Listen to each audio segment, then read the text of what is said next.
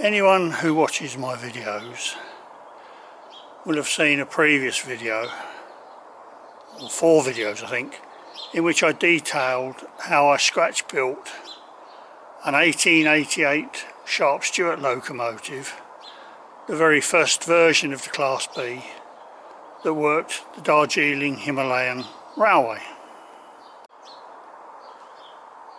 My friends Christine and Bob Rayner, who have a real affection for the Darjeeling Railway, at the time were kind enough to buy me and give me a crew to fit with the contemporary version of this little locomotive.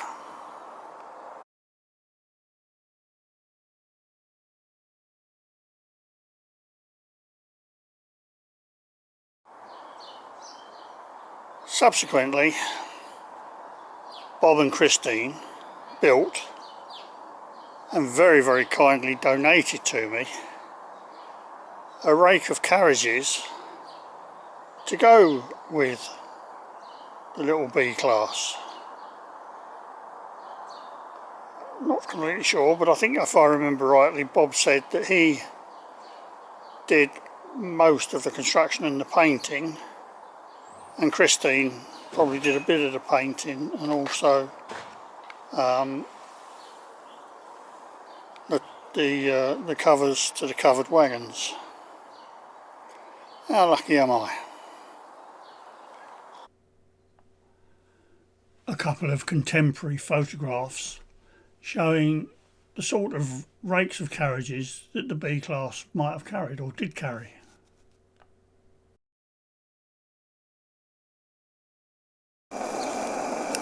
Just clearing the condensate and warming the engine up in preparation for a run with the rake that Bob and Christine gave me.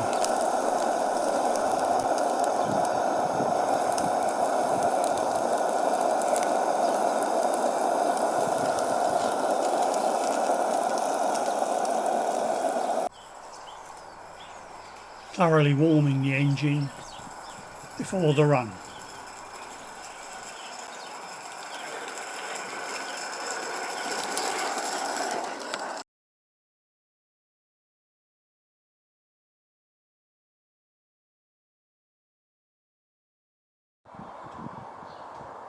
Of late, the weather in Lincolnshire has not been very kind, and I suspect, along with a few others, I was wondering if I should build an ark.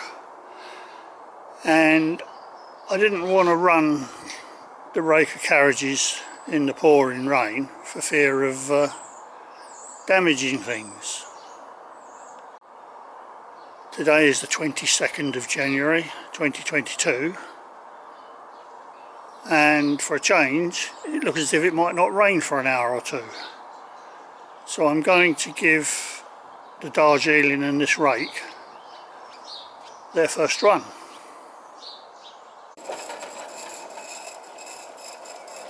And off we go. Just a whisper of steam. As usual, I've forgotten to check if the track was clear. Oh dear.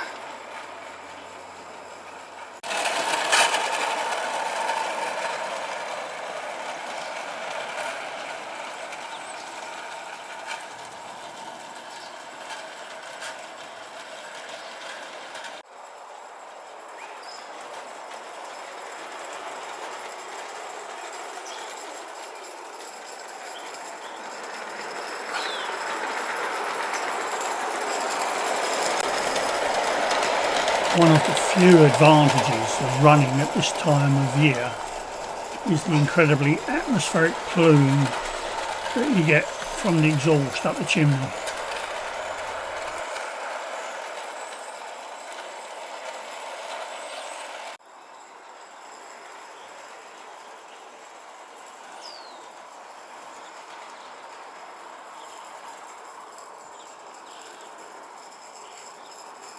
Mate, this rake that Bob and Christine made and donated looks absolutely fantastic.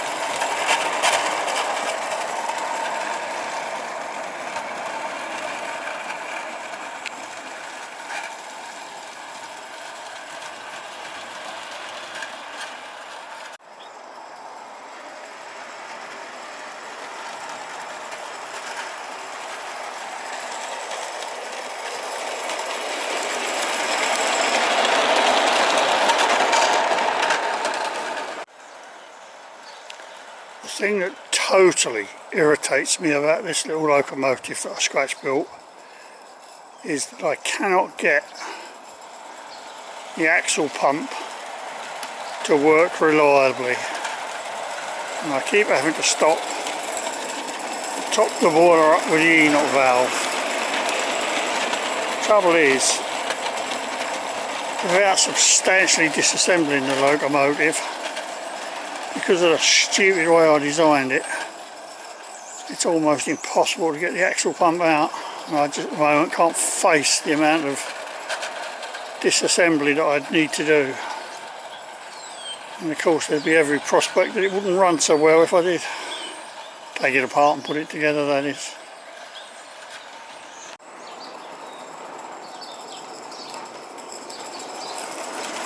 To keep the speed down, the regulator is barely open, and I have to say, in terms of my own workmanship, probably one of the better things I did is the fine pitch on the regulator so that it can be controlled.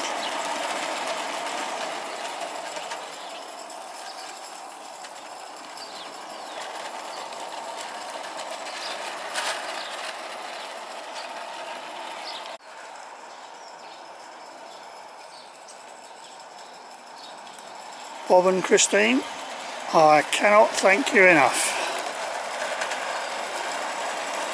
Absolutely fantastic.